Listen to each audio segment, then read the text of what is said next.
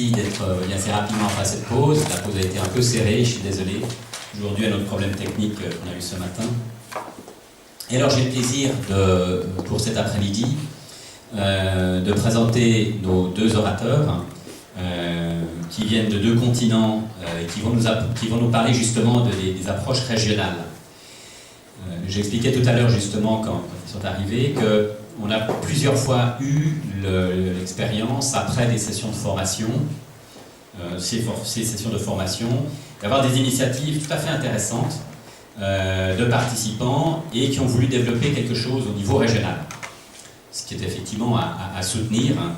Par contre, et là je veux insister, que ce soit au niveau national, que ce soit au niveau régional, il est toujours très important de travailler déjà avec les acteurs qui sont impliqués dans le processus.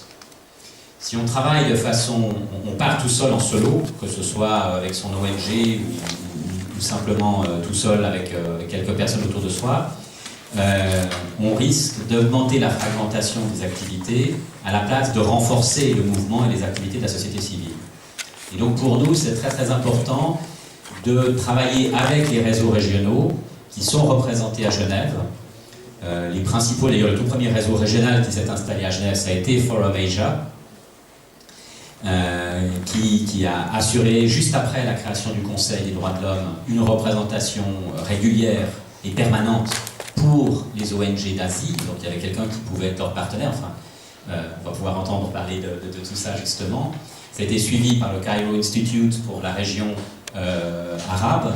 Nos amis maintenant d'Afrique de l'Ouest avec la RADO sont en train aussi de s'installer. Je sais que le Legal Resource Center d'Afrique du Sud est aussi en train de songer à s'installer. Donc là, ce serait moins des réseaux continentaux que des réseaux sous-régionaux, comme vous dites en Afrique.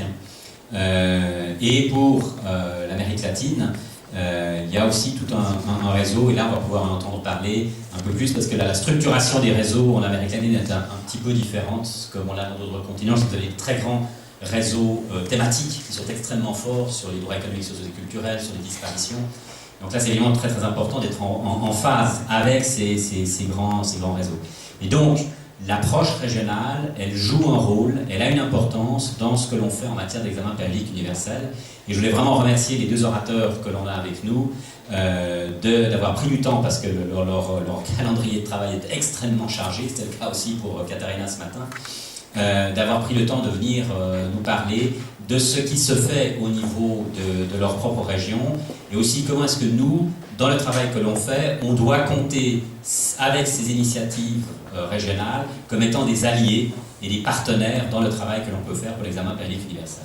Alors, je vais tout de suite passer la parole à Paolo, qui représente plusieurs organisations. Dans le programme, vous avez vu que nous avons mentionné Coconnectas, c'est un peu une erreur de ma part, parce qu'il a bien précisé, mais le programme était déjà distribué, donc c'est arrivé trop tard pour faire la correction, mais que lui-même représente en fait, représente une activité collaboratrice de plusieurs organismes latino-américains.